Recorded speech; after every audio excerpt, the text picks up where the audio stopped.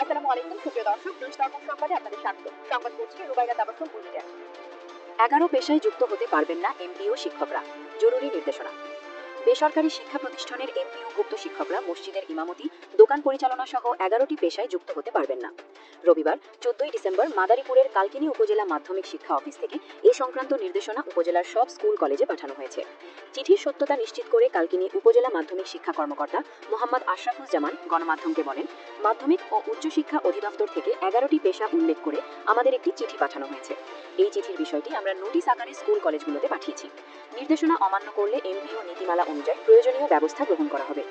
নির্দেশনায় বলা হয়েছে, বর্তমানে বেসরকারি শিক্ষা প্রতিষ্ঠানের স্কুল ও কলেজে জনবল কাঠামো ও এমপিও নীতিমালা 2025-এর আলোকে এমপিওভুক্ত শিক্ষকরা একটি সম্মানজনক ও পূর্ণকালীন রাষ্ট্রীয় আর্থিক সুবিধাপ্রাপ্ত পেশায় নিযুক্ত।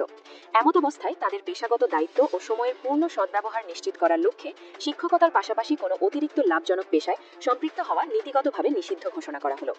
নিষিদ্ধ ও সীমাবদ্ধ পেশাগুলো হলো সাংবাদিকতা, বাণিজ্যিক ভিত্তিতে পরিচালিত আইন পেশা, যেহেতু শিক্ষা প্রতিষ্ঠান ও আদালত উভয় একই সময় চলে, কোচিং সেন্টার পরিচালনা বা এতে শিক্ষকতা, প্রাইভেট বা কেজি স্কুল পরিচালনা, শিক্ষা বিষয়ক প্রকাশনা বা পাবলিকেশনস বাণিজ্যে অংশগ্রহণ, হাজ এজেন্ট বা এর মার্কেটিং কার্যক্রম, বিয়ের কাজী বা ঘটকালি পেশা, টং দোকান বা ক্ষুদ্র ব্যবসা, ঠিকাদারি বা নির্মাণ ব্যবসা, মসজিদের পূর্ণকালীন ইমামতি বা খতিবের দায়িত্ব পালন যা শিক্ষকতার সময়কে প্রভাবিত করে, এবং রাজনৈতিক ব্যক্তিত্বের বিশেষ সহায়ক বা চাটুকার হিসেবে নিয়োজিত থাকতে পারবেন না।